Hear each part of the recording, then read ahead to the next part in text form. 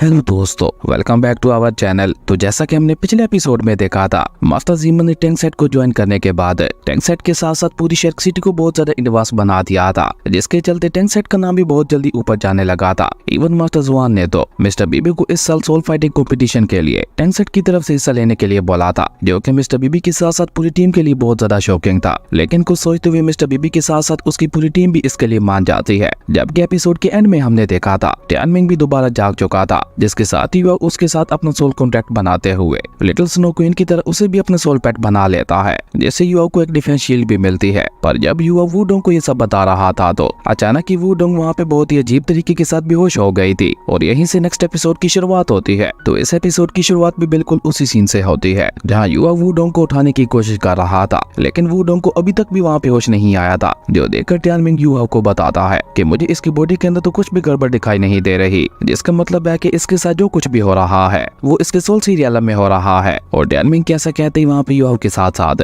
Tianming को भी वही सीन याद आता है जब युवा ने एक बार वुडोंग के सोल सीरियल में जाने की कोशिश की थी, और उसका सामना वहाँ पे एक बहुत ही ज्यादा खतरनाक स्पिरिट के साथ हुआ था, जिसने टियानमिंग के साथ साथ युवा की हालत भी खराब कर दी थी। और ये सब याद करके युवा भी वहाँ पे सीरियस होते हुए कहता है, तो क्या ये सब उसी अजीब सी स्पिरिट की वजह से ही हो रहा होगा? और अगर वाकई ये सब उस स्पिरिट की वजह से हो रहा है तो मुझे लगता है एल्डर जुआन के अलावा वुडोंग को और कोई भी ठीक नहीं कर सकता। लेकिन तभी युवा को वहाँ पे इस बैग के बारे में याद आता है, जो कि मास्टर न्यान ने वुडोंग के हाथों युवा के लिए भिजवाया था, और साथ ही साथ उसे बोला था कि इसे सिर्फ तभी खोलना जब तुम्हें इसकी जरूरत हो। और ये सब याद करके युवा वहाँ पे इस बैग को बाहर निकालते हुए कहता है, क्या अंकल न्यान ने इसी समय के लिए मुझे ये बैग दिया था ताकि समय आने पर मैं इस बैग का इस्तेमाल करते हुए वुडोंग को ठीक कर सकूं? और ये सोचकर युवा वहाँ पे उस बैग को खोलने का डिसाइड करता है। लेकिन जैसे युवा वहाँ पे अपनी स्पिरिट आइस का इस्तेमाल करते हुए उस स्पिरिट बैग को ओपन करने की कोशिश करता है तो अचानक ही उस बैग के अंदर एक बहुत बड़ा ब्लास्ट होता है, जिसके साथ ही युवा की स्पिरिट आइस की पावर्स भी डिस्ट्रॉय हो जाती है। और ये सब असल में उस बैग के ऊपर लगी हुई सील की वजह से हो रहा था, जिसे टियानमिंग भी बहुत ही गौर से देखते हुए युवा से कहता है, ये सील तो काफी ज्यादा कॉम्प्लिकेटेड दिखाई दे रही है, और मुझे नहीं लगता कि तुम अपनी अभी की पावर का इस्तेमाल करते हुए इस बैग के ऊपर लगी हुई सील को डिस्ट्रॉय कर पाओगे। पर अगर तुम खुद को रिलैक्स करते हुए पूरे फोकस के साथ इस सील को डिस्ट्रॉय करने की कोशिश करो तो हो सकता है कि शायद कुछ काम बन भी जाए। टियानमिंग की बात युवा को भी सही लगती है, इसलिए सबसे पहले तो वो वहाँ पे खुद को शांत करता है, और उसके बाद वो वहाँ पे अपनी मेंटल पावर का इस्तेमाल करते हुए एक एक करके इस बैग के ऊपर लगी हुई सील को डिस्ट्रॉय करते जा रहा था।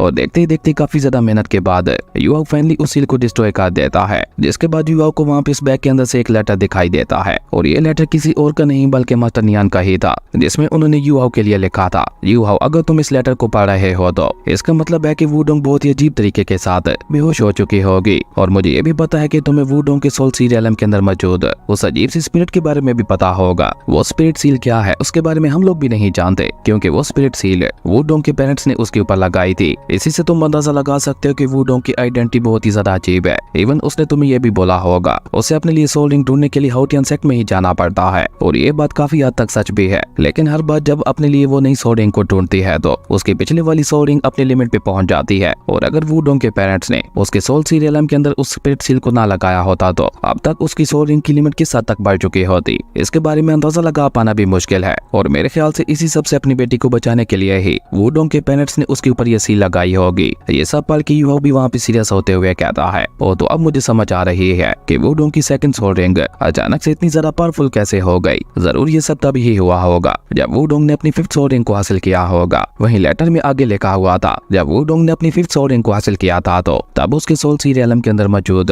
वो स्पिरिट सील धीरे धीरे कमजोर पड़ने लगी। हालांकि हमने उस स्पिरिट सील को दोबारा ठीक करने की भी कोशिश की, लेकिन हम दोनों भी उसमें नाकाम रहे। पर हमने उस स्पिरिट सील को दोबारा ठीक करने का एक नया रास्ता ढूंढ निकाला है। अगर हम लोग उस मेथड का इस्तेमाल करते हैं तो वुडोंग की फिजिकल बॉडी की स्ट्रेंथ बहुत ज्यादा बढ़ जाएगी, और उसी के साथ साथ उसकी सोल रिंग की पास खुद ब खुद ही कम हो जाएगी, और ऐसा होते ही वो सील भी खुद ब खुद ही ठीक हो जाएगी। लेकिन इस मेथड को पूरा करने के लिए हमें कुछ फ्रेश हर्ब्स की जरूरत होगी, और इसके लिए सबसे ज्यादा जरूरी है रेड हार्ट ब्रोकन प्लांट। लेकिन उस रेड हार्ट ब्रोकन प्लांट को ढूंढना बहुत ही ज्यादा मुश्किल काम है। वो तुम्हें टियानहू अंपायर के सनसेट फॉरेस्ट के अंदर मिलेगा, जिसका मैप तुम्हें इसी लेटर के पीछे मिल जाएगा। और जहाँ पे तुम्हें जाना है उस एरिया को सन फॉरेस्ट का आइस एंड फायर एरिया कहा जाता है। और जैसे युवा को सनसेट फॉरेस्ट के बारे में पता चलता है तो युवा वहाँ पे एक भी पल गवाए बगैर बहुत ही तेजी के साथ वहाँ पे टियानहू अंपायर की तरफ ही जाने लगा था। और जैसे ही वहाँ की युवा को वहाँ पे इस तरह से तेजी से भागते हुए देखती है तो वो भी वहाँ पे बहुत ही तेजी के साथ युवा के पीछे जाते हुए उससे पूछती है, युवा आखिर तुम इतनी हड़बड़ी में कहाँ जा रहे हो? जिसपे युवा भी उसे वहाँ पे जवाब देते हुए कहता है कि मुझे एक बहुत ही ज्यादा जरूरी काम है, इसलिए मैं सिटी से बाहर जा रहा हूँ। और तुम्हें अगर मुझसे कुछ काम है तो मैं वापस आने के बाद तुमसे मिल लूंगा। यूहाओ की ये बात सुनकर वांग की उससे सवाल करते हुए पूछती है, लेकिन तुम सिटी छोड़कर जा कहाँ रहे हो? जिसपे यूहाओ वहाँ पे सीरियस होते हुए उससे कहता है कि तुम उस सब के बारे में ना ही जानो तो बेहतर होगा। और ये कहकर यूहाओ ने अचानक ही वहाँ पे अपनी स्पीड को बहुत ज्यादा बढ़ा दिया था, जो देखकर वांग की भी वहाँ पे खुद से ही कहती है कि तुम मुझे ऐसे ही बताए बगैर यहाँ से नहीं जा सकते। और ये कहकर वांग की भी वहाँ पे एक बार फिर से अपनी स्पीड बढ़ाते हुए यूहाओ के पीछे चली जाती है। और जैसे ही वांग की दोबारा वहाँ पे यूहाओ को रोकती है तो अब की बार यूहाओ वहाँ पे थोड़ा गुस्से से उसे कहता है, वांग की अगर तुमने मुझे दोबारा यहाँ पे रोकने की कोशिश की तो मैं भूल जाऊंगा कि हम दोनों दोस्त हैं। यूहाओ की ये बात सुनकर वांग की भी अचानक ही वहाँ पे सीरियस होते हुए उससे पूछती है, आखिर क्या हो रहा है? तुम मुझे बता क्यों नहीं रहे और तुम इतने ज्यादा गुस्से में क्यों दिखाई दे रहे हो? वांग की ये बात सुनकर यूहाओ उसे वहाँ पे जवाब देते हुए कहता है, क्योंकि मेरे किसी अपने की जान खतरे में है और मुझे जल्द से जल्द उसे बचाने के लिए कहीं जाना होगा। यूहाओ की ये बात सुनकर वांग की उससे पूछती है, क्या वुडोंग के साथ कुछ हुआ है? जिसपे यूहाओ हाँ में अपना सर हिलाता है, जो देखकर वांग की कहती है कि मुझे पहले से ही इस बात का एहसास हो गया था, क्योंकि तुम सिर्फ उसी के लिए इतने ज्यादा सीरियस हो सकते हो। वांग की ये बात सुनकर यूहाओ उसे वहाँ पे जवाब देते हुए कहता है, वांग की इस पूरी दुनिया में एक ऐसी लौती लड़की है जो कि दिल से मुझसे प्यार करती है और आज उसकी जान खतरे में है। आज उसे बचाने के लिए चाहे मुझे अपनी ही जान क्यों न दांव पर लगानी पड़े, तभी मैं उसकी जान बचा के रहूंगा। पर तुम और बाकी सभी भी मेरे दोस्त हो, और अगर आज तुम सभी में से भी किसी की हालत वुडोंग के जैसी होती तो तभी मैं अपनी जान दांव पे लगाने से पीछे नहीं हटता। यूहाओ की इस बात ने तो वहाँ पे वांग की के दिल में यूहाओ के लिए इज्जत और भी ज्यादा बढ़ा दी थी। और उसी के साथ वांग की वहाँ पे एक बहुत बड़ा फैसला लेते हुए यूहाओ से कहती है कि रोको, मैं भी तुम्हारे साथ आना चाहती हूँ। अगर तुम मुझे अपनी गर्लफ्रेंड की जितना ही इम्पोर्टेंट समझते हो तो मुझे भी तो तुम्हारी फिक्र है, इसलिए चाहे कुछ भी हो जाए मैं तुम्हें अकेले तो नहीं जाने देने वाली। वांग की ये बात सुनकर यूहाओ भी वहाँ पे कुछ सोचते हुए उससे कहता है कि ओके ठीक है। और उसके बाद वो दोनों बहुत ही तेजी के साथ सीधा टियानू एम्पायर की तरफ ही रवाना हो गए थे। जबकि वहीं दूसरी तरफ हमें हाउटियान सेट का सीन दिखाया जाता है, जहाँ दोनों ही मास्टर्स बैठे हुए बोर्ड गेम खेल रहे थे कि तभी अचानक ही वहाँ का मौसम बहुत ही ज्यादा खराब होने लगता है। और ये इस बात का संकेत था कि यूहाओ ने उस बैग को खोल दिया है जो उन्होंने वुडोंग के हाथों से यूहाओ के लिए भिजवाया था। और ये पता चलते ही मास्टर टाई वहाँ पे मास्टर नीटियान से कहते हैं, बिग ब्रदर, इसका मतलब है कि उस लड़के यूहाओ ने फाइनली उस बैग को खोल ही दिया। जिसपे मास्टर नीटियान भी वहाँ पे यूहाओ से इंप्रेस होते हुए कहते हैं, ये लड़का यूहाओ तो हमारी सोच से भी ज्यादा जल्दी ग्रो कर रहा है। मास्टर नीटियान की ये बात सुनकर मास्टर टाई वहाँ पे थोड़ा परेशान होते हुए मास्टर नीटियान से कहते हैं कि वो सब तो ठीक है, लेकिन अभी वो जिस जगह पे जाने वाला है क्या वो अपने अभी की कल्टीवेशन लेवल के मुताबिक वहाँ पे सर्वाइव कर पाएगा? क्योंकि आपको तो पता ही है कि वो जगह कितनी ज्यादा खतरनाक है। मास्टर टाई की ये बात सुनकर मास्टर नीटियान भी वहाँ पे सीरियस होते हुए कहते हैं, क्या पीछे हटने का कोई भी रास्ता नहीं है? ये इस लड़के यूहाओ का एक बहुत बड़ा इम्तिहान है, इसलिए हमें भी उस लड़के यूहाओ के ऊपर यकीन करना ही होगा, क्योंकि अब सिर्फ वही वुडोंग को पूरी तरह से ठीक कर सकता है। जबकि वहीं दूसरी तरफ हम वांग की और यूहाओ को देखते हैं, जिन्हें वहाँ पे इसी तरह से उड़ते हुए एक दिन से भी ज्यादा का समय गुजर चुका था, लेकिन अभी तक भी वो दोनों अपनी मंजिल पे नहीं पहुंचे थे। जो देखकर वांग की यूहाओ से सवाल करते हुए पूछती है कि हमें इस तरह से उड़ते हुए एक दिन से भी ज्यादा का समय गुजर चुका है, आखिर हम लोग जा कहाँ रहे हैं? जिस पे यूहाओ अचानक ही वहाँ पे एक बार फिर से अपनी स्पीड को बढ़ाते हुए उसे बताता है कि हम लोग टियानू एम्पायर की तरफ जा रहे हैं। जबकि वहीं दूसरी तरफ हम देखते हैं कि यूहाओ के सभी दोस्त वहाँ पे वुडोंग के पास ही आ चुके थे, लेकिन उन्हें वुडोंग से भी ज्यादा यूहाओ की परेशानी हो रही थी, क्योंकि यूहाओ कल रात से गायब था और उसके बारे में वहाँ पे किसी को कुछ भी नहीं पता था। तभी ज़ियाओ जल्दी से वहाँ पे भागते हुए आकर उन सभी को बताती है कि कल रात सिटी के गार्ड्स ने यूहाओ के साथ साथ एक और लड़की जो कि और कोई नहीं बल्कि वांग की ही थी, उन दोनों को बहुत ही तेजी के साथ सिटी से बाहर जाते हुए देखा था। इसी बीच हम देखते हैं कि यूहाओ और वांग की दोनों ही वहाँ पे बहुत ही तेजी के साथ उड़ते हुए टियानू एम्पायर के बॉर्डर के पास पहुंच चुके थे, जहाँ दो अनजान लोगों को इस तरह से अपने एम्पायर की तरफ बढ़ते हुए पाकर सिटी के गार्ड्स भी वहाँ पे सावधान हो चुके थे। पर यूहाओ तो वहाँ पे उन्हें इग्नोर करते हुए बहुत ही तेजी के साथ वहाँ से आगे बढ़ जाता है, जो देखकर वो सभी गार्ड्स भी बहुत ही तेजी के साथ उनके पीछे जाने लगते हैं। और उन सभी गार्ड्स को वहाँ पे लीड कर रही थी एक लड़की, जिसकी आज से कुछ साल पहले यूहाओ के साथ जंगल के अंदर मुलाकात भी हुई थी। और वो लड़की पीछे से ही वहाँ पे यूहाओ को धमकी देते हुए कहती है कि तुम लोग इस तरह इजाजत के बगैर हमारे टियानू एम्पायर के अंदर एंटर नहीं कर सकते, इसलिए प्लीज रुक जाओ, हमें तुम्हारी आइडेंटिटी को चेक करने दो। उस लड़की की आवाज सुनकर यूहाओ को वहाँ पे पता चल जाता है कि ये वही लड़की डूजी है, लेकिन ये सब पता चलने के बावजूद भी यूहाओ वहाँ पे नहीं रुकता और वो इसी तरह से वहाँ पे बहुत ही तेजी के साथ आगे बढ़ने लगा था। जो देखकर वहाँ की यूहाओ से कहती है तुम इसी तरह से आगे बढ़ते रहो, मैं अभी इन सभी को संभालती हूँ। जिसपे यूहाओ उसे वहाँ पे रोकते हुए कहता है कि नहीं रोको, मैं वैसे ही इन्हें यहाँ पे रोक देता हूँ। और ये कहकर यूहाओ वहाँ पे अपनी मेंटल पावर का इस्तेमाल करते हुए डूजी के साथ साथ उसके सभी गार्ड्स को भी वहाँ पे मेंटल शॉक देता है, जिसके चलते मजबूरन उन सभी को वहीं पे रुकना पड़ा था। लेकिन यूहाओ की इस मेंटल पावर को देखकर डूजी को भी वहाँ पे पता चल जाता है कि ये लड़का कोई और नहीं बल्कि यूहाओ ही है। और साथ ही उसे यूहाओ वहाँ पे धमकी देते हुए कहता है कि अब अगर तुम लोगों ने हमारे पीछे आने की कोशिश की तो मजबूरन हमें यहाँ पे तुम्हारे टियानू एम्पायर को डिस्ट्रॉय करना पड़ेगा। अब यूहाओ की ये बात सुनकर तो डूजी को वहाँ पे पूरा यकीन हो गया था कि ये लड़का कोई और नहीं बल्कि यूहाओ ही है। तभी एक गार्ड वहाँ पे डूजी से सवाल करते हुए पूछता है, कैप्टन अब हम क्या करें, क्या हम आउटर गार्ड्स को भी इसके बारे में इन्फॉर्म कर दें? जिसपे डूजी मना करते हुए कहती है कि नहीं छोड़ो, ये हमारा एक पुराना दोस्त है जिसने आज से कुछ साल पहले जंगल में हमारी मदद की थी। जबकि वहीं दूसरी तरफ हम देखते हैं कि यूहाओ और वांकी वहाँ पे बहुत ही तेजी के साथ आगे बढ़ते हुए सनसेट फॉरेस्ट में आ चुके थे, जहाँ यूहाओ आगे का रास्ता देखने के लिए मैप को बाहर निकालता है, जिसके मुताबिक उन लोगों को सनसेट फॉरेस्ट के डीप में जाना होगा और वहाँ पे बने हुए एक पोर्टल के जरिए वो लोग फायर एंड आइस वाले एरिया में जा सकते थे, जिसे कि सनसेट फॉरेस्ट का हार्ट भी कहा जाता था। लेकिन तभी अचानक ही वांकी को वहाँ पे एहसास होता है कि आसमान काला होता जा रहा है। वांकी की ये बात सुनकर जब यूहाओ भी ऊपर की तरफ देखता है तो आसमान वाकई धीरे धीरे वहाँ पे और भी ज्यादा काला होता जा रहा था, जो देखकर यूहाओ भी सीरियस होते हुए कहता है कि आखिर यहाँ पे ये सब हो क्या रहा है। और इस बारे में पता लगाने के लिए यूहाओ अपनी सोल डिटेक्शन टेक्निक का इस्तेमाल करता है, जहाँ उसे अपनी सोल डिटेक्शन टेक्निक की मदद से पता चलता है कि ये सब वहाँ पे फैली हुई पॉइजनस गैस की वजह से हो रहा है। और इसलिए वो दोनों भी वहाँ पे जल्दी से उस पॉइजनस गैस से बचने के लिए ऊपर हवा में आ जाते हैं, क्योंकि वो पॉइजनस गैस इतनी ज्यादा खतरनाक थी कि अगर वो उन दोनों की बॉडी को भी छू लेती तो उन्हें वहीं के वहीं खत्म कर देती। जो देखकर वांकी वहाँ पे सीरियस होते हुए यूहाओ से कहती है कि अगर हमें इस फॉरेस्ट के डीप में जाना है तो हमें इस खतरनाक पॉइजनस गैस को पार करके ही जाना होगा, पर अगर हम इस पॉइजनस गैस के अंदर एंटर करते हैं तो ये उसी समय हमारी जान ले लेगी। वांकी की ये बात सुनकर यूहाओ उसे वहाँ पे बताता है कि इस पॉइजनस गैस से बचने के लिए मेरे पास एक सोल गाइडेंस वाली मैजिक बाल तो है, लेकिन एक तो ये पॉइजन बहुत ही ज्यादा खतरनाक दिखाई दे रहा है और ऊपर से इस पॉइजनस गैस ने काफी सारी एरिया को कवर कर रखा है। मुझे नहीं लगता कि मैं अपनी सोल पावर का इस्तेमाल करते हुए इतनी देर तक उस मैजिक बाल को संभाल पाऊंगा। जिसपे वांकी उससे कहती है, पर इसके अलावा हमारे पास कोई रास्ता भी तो नहीं है, इसलिए मेरे ख्याल से हमें ये रिस्क लेना ही होगा। वांकी की ये बात सुनकर यूहाओ भी यहाँ में अपना सर हिलाता है और वो दोनों ही उड़ते हुए वहाँ पे आगे बढ़ने लगते हैं, क्योंकि अभी तक ऊपर हवा में वो पॉइजनस गैस नहीं फैली थी। लेकिन तभी एक जगह पे आकर उन दोनों को वहाँ पे रुकना पड़ता है। अब यहाँ से आगे वो लोग नहीं जा सकते थे, जो देखकर यूहाओ वहाँ पे वांकी से कहता है कि मेरे ख्याल से तुम्हें यहीं पे रुकना चाहिए, क्योंकि आगे बहुत ही ज्यादा खतरा है।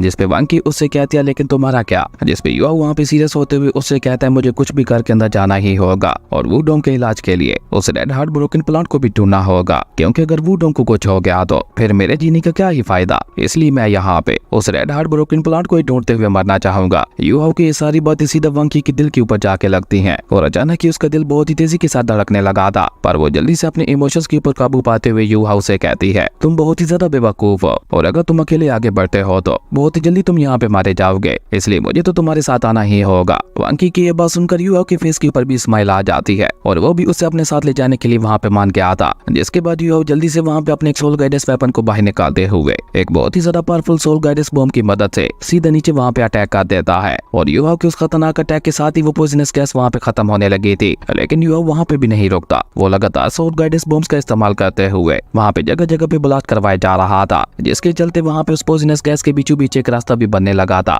जिससे यूहाओ वहाँ पे अपनी सोल डिटेक्शन टेक्निक का इस्तेमाल करते हुए देख पा रहा था। और उसी के साथ साथ यूहाओ वहाँ पे अपनी सोल डिटेक्शन टेक्निक को वांकी के साथ भी शेयर कर देता है, जिसके चलते अब वो भी वहाँ पे यूहाओ की तरह उस रास्ते को देख पा रही थी और अपनी सोल डिटेक्शन टेक्निक का इस्तेमाल करते हुए यूहाओ को वहाँ पे अब वो पोर्टल भी दिखाई देने लगा था, जिससे होते हुए वो दोनों वहाँ पे आइस एंड फायर वाले एरिया के अंदर जा सकते थे। और उस बारे में पता चलते ही यूहाओ वांकी को लेकर अपने बनाए हुए रास्ते से होते हुए बहुत ही तेजी के साथ आगे बढ़ने लगा था। पर यूहाओ का बनाया हुआ ये रास्ता भी वहाँ पे बहुत जल्दी खत्म होता जा रहा था, जो देखकर वांकी उससे कहती है कि हमें जितना जल्दी हो सके यहाँ से निकलना होगा, क्योंकि ये पॉइजनस गैस बहुत ही जल्दी दोबारा यहाँ पे फैल रही है। वांकी की ये बात सुनकर यूहाओ भी जल्दी से वहाँ पे उस मैजिक बाल को भी एक्टिवेट कर लेता है, जिसके साथ ही यूहाओ ने वहाँ पे अपनी उड़ने की स्पीड को और भी ज्यादा बढ़ा दिया था। और देखते ही देखते वो दोनों वहाँ पे इसी तरह से आगे बढ़ते हुए पॉइजन के अंदर एंटर कर जाते हैं। और वो पॉइजन इतना ज्यादा खतरनाक था कि वो मैजिक बाल भी उसे वहाँ पे नहीं संभाल पा रही थी। इवन हम देखते हैं कि धीरे धीरे उस मैजिक बाल के अंदर क्रैक्स भी आना शुरू हो चुके थे, पर यूहाओ वहाँ पे फिर भी हार नहीं मानता। वो अपना पूरा दम लगाते हुए बहुत ही तेजी के साथ वहाँ पे आगे बढ़ने लगा था। लेकिन जैसे जैसे वो दोनों आगे बढ़ रहे थे वैसे वैसे उस मैजिक बाल के अंदर आए हुए क्रैक्स भी बढ़ने लगे थे। और अभी उन लोगों ने वहाँ पे आधा ही रास्ता पार किया था कि अचानक यूहाओ की सोल पावर वहाँ पे कम होने लगती है, जिसके चलते एक तो यूहाओ की स्पीड वहाँ पे कम हो चुकी थी, दूसरा उस मैजिक बाल की पावर भी धीरे धीरे वहाँ पे कम होने लगी थी, जो देखकर वांकी जल्दी से आगे बढ़ते हुए यूहाओ का हाथ पकड़ लेती है और वो खुद वहाँ पे बहुत ही तेजी के साथ यूहाओ को लेकर आगे बढ़ने लगी थी। और इसी तरह वहाँ पे तेजी के साथ आगे बढ़ते हुए उन दोनों की नजर वहाँ पे बहुत ही खतरनाक पॉइजनस प्लांट्स के ऊपर पड़ती है और उन्हीं प्लांट से ये खतरनाक पॉइजन निकल रहा था, जो देखकर वांकी भी वहाँ पे चौंकते हुए कहती है, ओ तो ये है इस पॉइजनस गैस का राज। और इसी बीच वो दोनों वहाँ पे आगे बढ़ते हुए उस पोर्टल के काफी करीब आ जाते हैं, लेकिन वहाँ पे उसके करीब आते ही अब वांकी की सोल पावर ने भी वहाँ पे जवाब दे दिया था, जिसके चलते तो उस मैजिक बाल का पूरा एक टुकड़ा ही वहाँ पे उड़ जाता है, जिसके साथ ही उन दोनों की स्पीड वहाँ पे एक बार फिर से बहुत ज्यादा कम हो जाती है। जो देखकर वांकी वहाँ पे सीरियस होते हुए यूहाओ से कहती है कि हम दोनों ने यहाँ पे अपनी अपनी सोल पावर का पूरी तरह से इस्तेमाल कर लिया है, तो अब बारी है प्लान बी की। तो अब तुम्हें यहाँ पे उसी वुल्फ एप सोल बोन का ही इस्तेमाल करना होगा। असल में इस पॉइजनस गैस में आने से पहले वंकी ने उस वुल्फ एप वाली सोलबोन को वहाँ पे युवाओं को दे दिया था, ताकि अगर उनके रास्ते में कोई खतरा आता है तो युवा उस सोलबोन का इस्तेमाल करते हुए उन्हें वहाँ पे बचा सके। वंकी की ये बात सुनकर युवा भी वहाँ पे अपनी उसी सोलबोन का इस्तेमाल करते हुए न सिर्फ वहाँ पे इन पॉइजनस प्लांट्स के ऊपर अटैक कर देता है, बल्कि उसी के साथ साथ वो वहाँ पे एक बहुत ही बड़ा जंप लेते हुए सीधा वंकी को लेते हुए उस पोर्टल के अंदर ही आगे गिरा था, जहाँ पे आते ही वो दोनों चैन की सांस लेते हैं। और जैसे युवाओं की नजर वहाँ पे उस आइस एंड फायर वाले एरिया के ऊपर पड़ती है तो उसे देखते ही युवाओं की आंखें वहाँ पे खुली की खुली रह गई थी। और मैं आपको बता दूं ये वही जगह थी जहाँ पे टैंगसेंग ने न सिर्फ अपनी माँ को दोबारा से जिंदा किया था, बल्कि उसी के साथ साथ अपने पिता की टांग को भी ठीक किया था। और सबसे खास बात है, शावू को भी उसने दोबारा यहीं पे जिंदा किया था। इसी से आप अंदाजा लगा सकते हैं कि ये जगह कितनी ज्यादा खास है। और इसी तरह वहाँ पे उस जगह को बहुत ही गौर से देखते हुए युवा और वंकी दोनों ही वहाँ पे आइस एंड फायर वाले पुल के पास आ जाते हैं, जहाँ एक तरफ का पानी बहुत ही ज्यादा गर्म था तो वहीं दूसरी तरफ का पानी बहुत ही ज्यादा ठंडा था, जिसे देखते हुए वंकी को भी एक बहुत बड़ा झटका लगता है। जबकि युवा उस मैप को बाहर निकालकर अपनी डेस्टिनेशन को देखते हुए कहता है कि इस पुल को पार करने के बाद ही हमें वो प्लांट मिलेगा जिसकी तलाश में हम लोग यहाँ पे आए हैं। लेकिन याद रखना ये जगह बहुत ही ज्यादा खतरनाक है, यहाँ पे हर एक प्लांट के अंदर जान है और कुछ प्लांट्स तो यहाँ पे इतने ज्यादा खतरनाक हैं कि वो हमारी जान तक भी ले सकते हैं। युवा की ये बात सुनकर वो दोनों ही वहाँ पे हर एक प्लांट को बहुत ही गौर से देखने लगे थे, लेकिन अभी तक भी उन लोगों को वहाँ पे रेड हार्ट ब्रोकन प्लांट दिखाई नहीं दिया था जिसकी तलाश में वो लोग यहाँ पे आए थे। लेकिन अभी वो दोनों वहाँ पे उसे तलाश कर ही रहे थे कि तभी जाना कि वहाँ पे वंकी के ऊपर एक बहुत ही ज्यादा खतरनाक अटैक होता है। लेकिन युवा ने जल्दी से उसे वहाँ पे धक्का देते हुए किसी तरह से बचा लिया था, वरना अगर वो अटैक वहाँ पे वंकी को लग जाता तो उसका खेल वहीं पे खत्म हो जाना था। और तभी उन दोनों की नजर वहाँ पे उसी तरफ जाती है जहाँ से उनके ऊपर अटैक हुआ था। तो वहाँ पे हम देखते हैं कि एक सनफ्लावर से बहुत ही ज्यादा खतरनाक फायर स्पिरिचुअल ऑरा निकल रहा था और उस सनफ्लावर का ऑरा ही इतना ज्यादा खतरनाक था कि उसे युवा और वंकी दोनों को ही वहाँ पे बहुत ज्यादा गर्मी महसूस हो रही थी, जो देखकर युवा जल्दी से अपनी आइस एक्सट्रीम की पावर का इस्तेमाल करते हुए जल्दी से उस फायर ऑरा को वहाँ पे डिस्ट्रॉय कर देता है। जो देखकर वो सनफ्लावर भी वहाँ पे ह्यूमन वाली लैंग्वेज बोलते हुए कहती है, तुम दोनों ह्यूमंस की हिम्मत कैसे हुई इस फायर एंड आइस वाले एरिया के अंदर आने की? क्या तुम्हें नहीं पता कि यहाँ पे आना मना है? अब उस फ्लावर को वहाँ पे इस तरह से बोलते हुए देखकर वंकी वहाँ पे युवा से कहती है, जरूर ये फ्लावर 1 लाख साल पुराना होगा, तभी तो ये यहाँ पे हमारे साथ इंसानी भाषा में बात कर रहा है। वंकी की ये बात सुनकर वो फ्लावर उन्हें वहाँ पे बताता है कि मैं कोई 1 लाख साल पुरानी सोल बीस्ट नहीं हूँ, तुम लोग अभी जहाँ पे जिस जगह पे मौजूद हो इसे आइस एंड फायर एरिया बोला जाता है और यहाँ का एक दिन बाहर के 10 दिन के बराबर होता है। इसलिए वैसे तो अभी मेरी उम्र सिर्फ 10,000 साल ही है, लेकिन आउटसाइड वर्ल्ड के मुताबिक मैं 1 लाख साल की हो चुकी हूँ। और सनफ्लावर की ये बात सुनकर युवा बहुत ही रिस्पेक्ट के साथ उसे वहाँ पे ग्रीट करते हुए कहता है, हमारे यहाँ पे आने का कोई भी गलत इरादा नहीं था, हमारे एक दोस्त की जान खतरे में है जिसे बचाने के लिए मुझे एक हर्ब की तलाश है। युवा की ये बात सुनकर वो सनफ्लावर अचानक वहाँ पे भड़कते हुए युवा से कहती है, मतलब तो एक ही है ना, तुम भी यहाँ पे हर्ब को ही चुराने के लिए आए हो, लेकिन याद रखना मैं ऐसा कभी नहीं होने दूंगी। और ये कहकर उस सनफ्लावर ने अचानक ही दोबारा वहाँ पे और वाटर की मदद से वहाँ पे युवा के साथ साथ वंकी के ऊपर भी हमला कर दिया था, जैसे वो दोनों ही वहाँ पे एक बार फिर से जंप करते हुए किसी तरह से डॉज कर देते हैं। जो देखकर तो अब उस सनफ्लावर ने भी वहाँ पे एक ह्यूमन का रूप लेना शुरू कर दिया था। जो देखकर युवा वहाँ पे वंकी से कहता है कि हमें क्लोज कॉम्बैट में से हराना होगा, क्योंकि दूर से तो ये बहुत ही ज्यादा खतरनाक अटैक जनरेट कर सकती है। युवा की ये बात सुनकर वंकी भी हमें अपना सर हिलाती है, लेकिन तब तक हम देखते हैं कि उस सनफ्लावर ने आगे बढ़ते हुए वहाँ पे उन दोनों के ऊपर ही अटैक कर दिया था। जो देखकर युवा भी वहाँ पे जल्दी से अपनी आइस जेड एम्प्रेस वाली सोरिंग को बाहर निकाल कर अपनी आइस एक्सट्रीम की पावर का इस्तेमाल करते हुए उस सनफ्लावर के ऊपर एक बहुत ही ज्यादा खतरनाक अटैक कर देता है। और इस मौके का फायदा उठाकर वंकी भी दूसरी तरफ से उसके ऊपर हमला कर देती है, लेकिन उस सनफ्लावर के ऊपर इसका कोई भी असर नहीं होता। जो देखकर वंकी और युवा दोनों मिलकर उसके ऊपर अटैक करने का डिसाइड करते हैं, जिसके साथ ही उन दोनों ने वहाँ पे जल्दी से आगे बढ़ते हुए दोनों तरफ से उसके ऊपर हमला कर दिया था। पर वो सनफ्लावर वहाँ पे उन दोनों के इस हमले को भी बहुत ही इजीली डॉज करते हुए उल्टा उनके ऊपर ही अटैक करते हुए उन दोनों को वहाँ पे उठाकर पीछे फेंक देती है। लेकिन युवा वहाँ पे पीछे गिर पाता उससे पहले युवा ने वहाँ पे अपने सोल गनिस वाले कैनन्स को बाहर निकालते हुए उनकी मदद से वहाँ पे सनफ्लावर के ऊपर एक बहुत ही ज्यादा खतरनाक अटैक कर दिया था। जो कि जैसे ही वहाँ पे सनफ्लावर वाली सोल के साथ टकराते हैं तो वहाँ पे एक बहुत बड़ा ब्लास्ट भी हो गया था, जिसके साथ ही हम देखते हैं कि उस सनफ्लावर के भी वहाँ पे टुकड़े टुकड़े हो चुके थे, जो कि बहुत ही जल्द वहाँ पे हॉट वाटर में ट्रांसफॉर्म होते हुए दोबारा वहाँ पे एक साथ मर्ज होने लगे थे। और देखते ही देखते उन्होंने वहाँ पे दोबारा उसी फायर सोल का रूप ले लिया था। जो देखकर वंकी भी वहाँ पे सीरियस होते हुए कहती है कि अगर ऐसा ही चलता रहा तो फिर तो इसे मार पाना हमारे लिए नामुमकिन हो जाएगा। जबकि वहीं दूसरी तरफ वो सनफ्लावर वहाँ पे गुस्से से चिल्लाते हुए कहती है, अब तुम लोगों ने इस फाइल गर्ल को गुस्सा दिला दिया है, तो अब यहाँ पे मेरे गुस्से में जलने के लिए तैयार हो जाओ। और ये कहकर अब की बात तो उस फायर सोल ने वहाँ पे सिर्फ अपने फायर स्पिरिचुअल ऑरा को रिलीज करते हुए युवा को वहाँ पे उठाकर पीछे फेंक दिया था।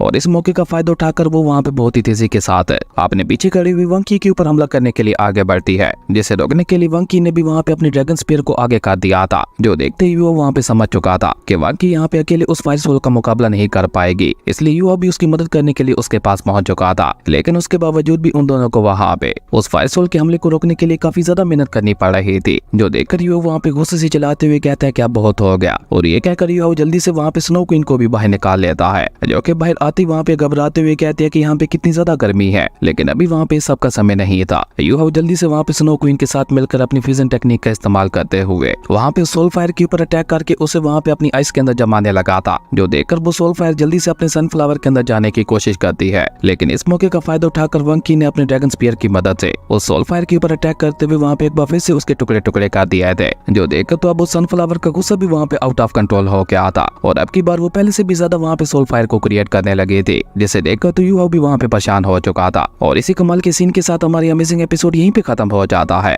दोस्तों, अगर आपको ये वीडियो अच्छी लगी तो लाइक कर दें, और अगर चैनल पे नए आए हो तो सब्सक्राइब करते जाना। तो मिलते हैं एक न्यू वीडियो में, तब तक के लिए बाय।